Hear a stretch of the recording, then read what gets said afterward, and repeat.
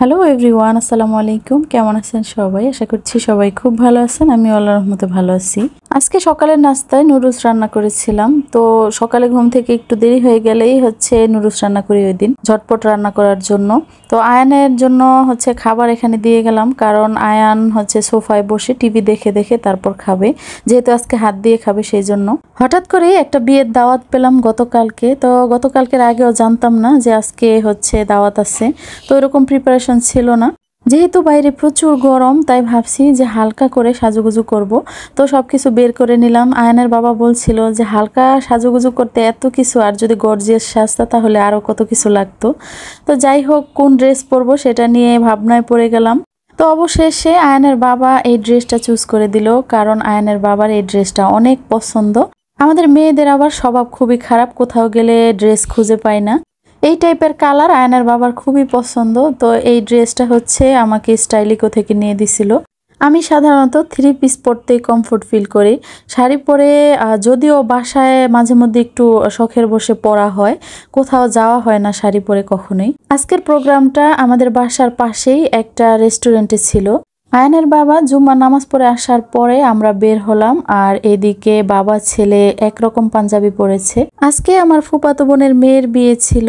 তো এখানে এসে সবার সাথে কথাবার্তা বললাম, তারপর খাওয়া দাওয়া করে নিচ্ছিলাম। আজকে এখানে এসে আমার খুবই ভালো লাগলো। কাছের মানুষগুলোর সাথে প্রায় অনেক বছর পর দেখা হলো। সবাই আমাকে দেখে খুবই খুশি হয়েছে। আমার ছোট ফুপ্পির সাথে আমার প্রায় 1 যুগ পর দেখা, আমাকে দেখে তো কান্নাই করে দিছে। আসলে মেয়ে মানুষের জীবনটাই এরকম। তারপর এই তো বিয়ে পড়ানো হচ্ছিল এদিকে, আর এরই মধ্যে ইলেকট্রিসিটি চলে গেছে। এমনিতে প্রচুর গরম, তার মধ্যে আবার ইলেকট্রিসিটি নাই, কি যে একটা অবস্থা। তারপর এই তো এর মধ্যেই বিয়ের কাজ সম্পন্ন করা হলো। আর এই জন্য আয়ান বারবার বলছিল যে বাসায় চলে যাবে। তো ওখান থেকে আমাকেও আসতে দিচ্ছিল না, বলছিল যে আরেকটু থাকার জন্য। বরযাত্রী এখনই বের হয়ে যাবে, অপেক্ষা করার জন্য। তো যাই হোক, তারপর এখানে একটা গেস্ট রুম আছে, এখানে বেশ কিছুক্ষণ অপেক্ষা করলাম।